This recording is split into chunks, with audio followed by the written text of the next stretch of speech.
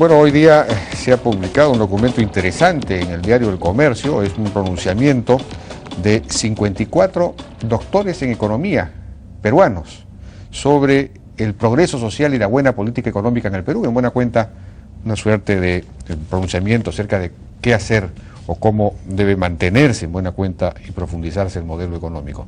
Hemos invitado a uno de los firmantes, el economista Carlos Casas, para conversar acerca de este pronunciamiento. Carlos, ¿cómo está? Buenas noches. ¿Qué tal? Buenas noches, Jaime. Bueno, hay 54 doctores en economía. Hay algunos no son doctores sino máster, pero entiendo, sí, según me dicen, que están haciendo ya su doctorado. Sí, sí. ¿No? O sea que son...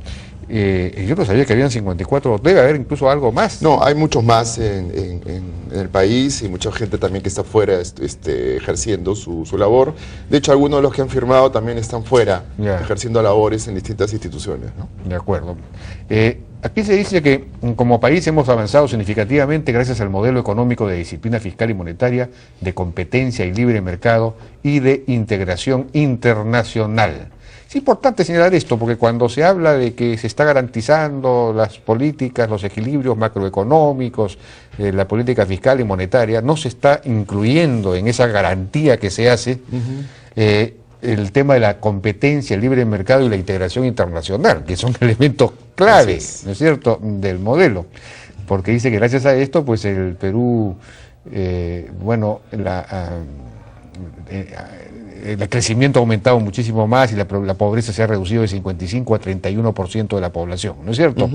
Ahora dice que es también innegable que muchos peruanos perciben que no se están beneficiando justamente de este progreso, para lo cual habría que profundizar estoy resumiendo, ¿no?, los mercados financieros y comerciales, profundizar los mercados financieros y comerciales que todavía son incipientes en el Perú y mejorar el funcionamiento de las instituciones del Estado. Esto de profundizar los mercados financieros y comerciales, ¿de qué estaríamos hablando ahí? O sea, lo que estamos hablando básicamente es, por ejemplo, de mayor acceso al capital. Tenemos empresas medianas, empresas pequeñas, que se les hace muy caro acceder al capital y por tanto las reformas del mercado financiero son muy importantes para que puedan acceder a un financiamiento de mucho menor costo y con eso se pueda potenciar el crecimiento económico. En general estamos hablando de reformas que permitan profundizar el modelo.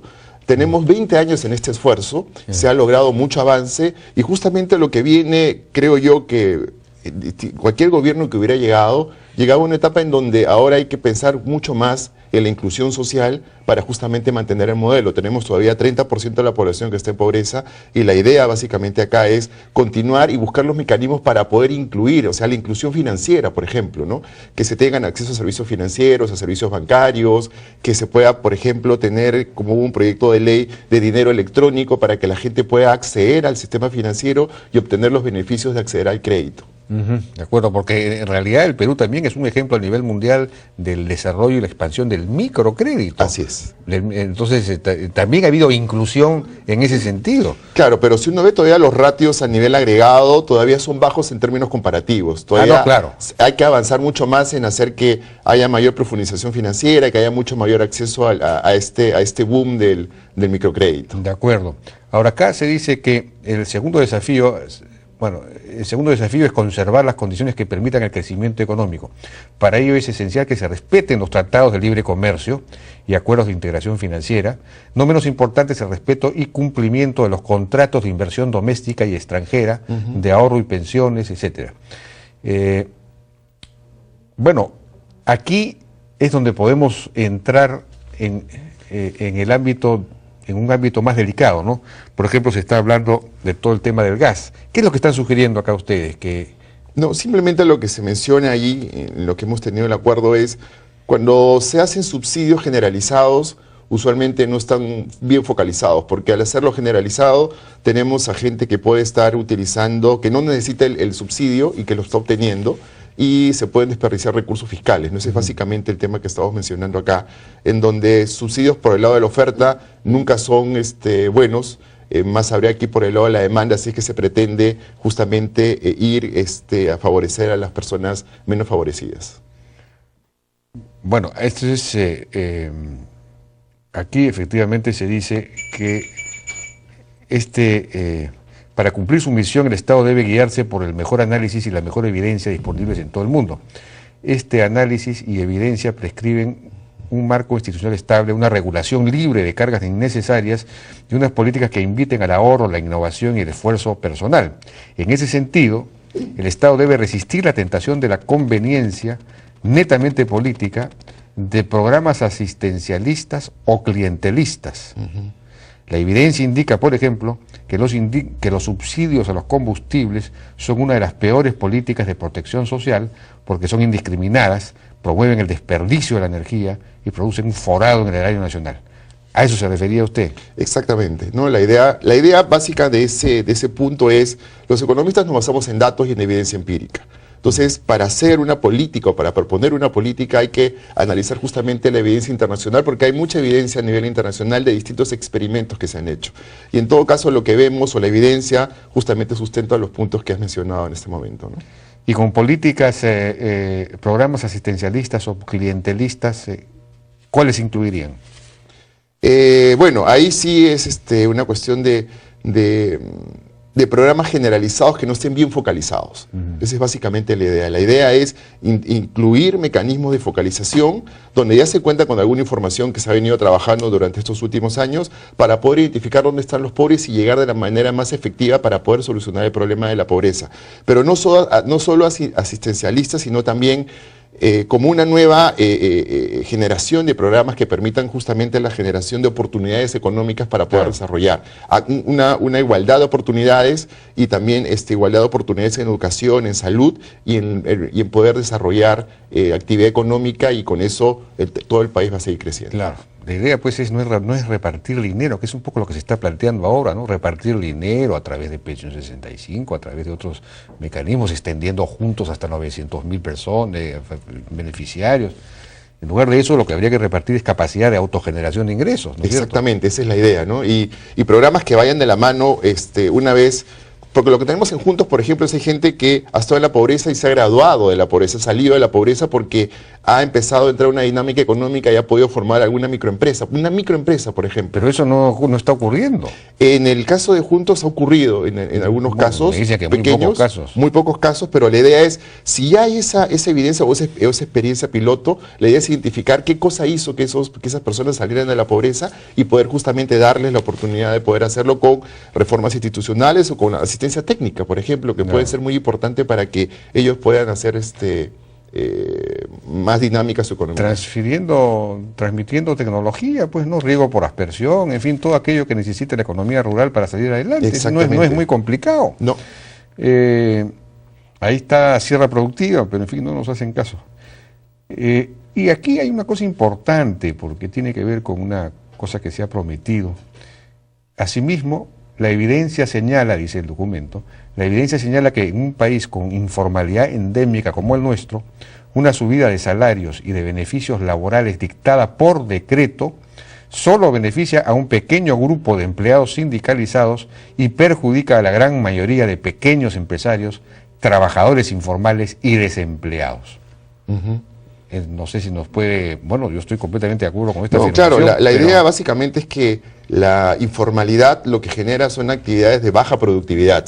Y si tenemos que los salarios están asociados a la productividad del trabajo, trabajos con baja productividad van a tener salarios también bajos. Entonces, por tanto, aquí lo que hay que establecer es políticas que permitan más bien mejorar la productividad de los trabajadores para que los salarios estén el incremento gradual de los salarios esté sustentado en mejoras de la productividad.